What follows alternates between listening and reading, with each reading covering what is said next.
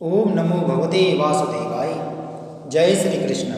नमस्कार दोस्तों, स्वागत है आप सभी का हमारे YouTube चैनल पर। दोस्तों आज मैं आपको पौष कृष्ण एकादशी सफला एकादशी व्रत की कथा और महत्व सुना रहा हूँ। युधिष्ठिर बोले कि हे जनार्दन, पौष कृष्ण एकादशी का क्या नाम है और उस दिन किस देवता की पूजा की जाती है तथा उसकी क्या विधि है। भगवान श्री कृष्ण कहने लगे कि हे धर्मराज, मैं तुम्हारे स्नेह के कारण तुम्हारे प्रश्नों का उत्तर देता हूँ। एकादशी व्रत के अतिरिक्त मैं अधिक से अधिक दक्षिणा देने वाले यज्ञ से भी प्रसन्न नहीं हूँ। अतः तुम इसे अत्यंत भक्ति और श्रद्धा से युक्त एकाग्र मन से सुनो। इस पौष कृष्ण एकादशी का नाम सफला है।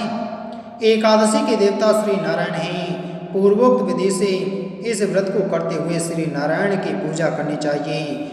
जिस प्रकार नागों में शेषनाग, पक्षियों में गरुड़ और सवग्रहों में चंद्रमा, यज्ञों में अश्वमेध, देवताओं में भगवान विष्णु श्रेष्ठ हैं, उसी तरह सब व्रतों में एकादशी व्रत श्रेष्ठ हैं। जो मनुष्य सदैव एकादशी का व्रत करते हैं वे मुझको परम प्रिय हैं। अब इस व्रत की विधि कहते हैं। मेरी पूजा के हेतु ऋतु के अनुकूल नारियल, नींबू, अनार, सुपारी आदि मेरे अर्पण करें। धूप, दीप, नैवेद्य आदि 16 चीज़ों से मेरी पूजा करें।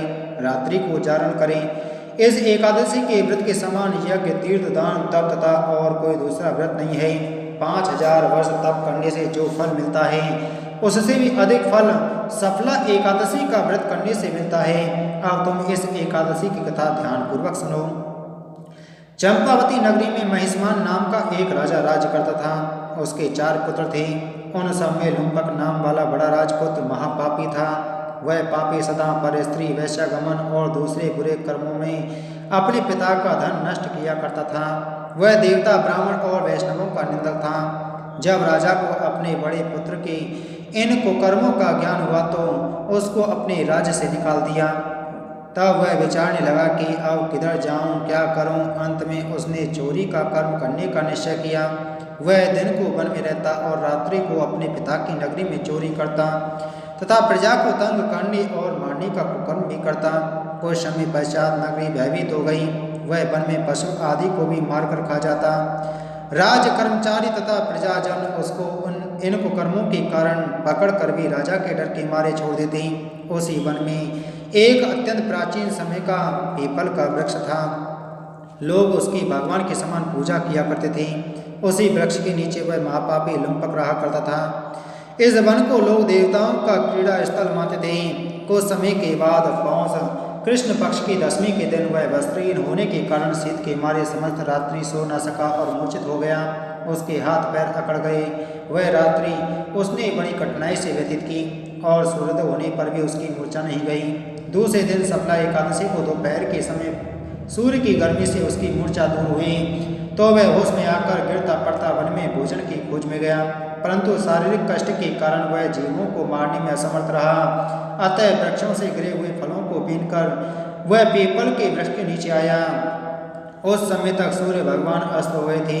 अतः उसने उन फलों को पीपल के वृक्ष के नीचे लाकर रख दिया और रोकर कहने लगा कि भगवान, यह सब फल फूल आपके ही अर्पण हैं, आप ही इनसे तृप्त होइए।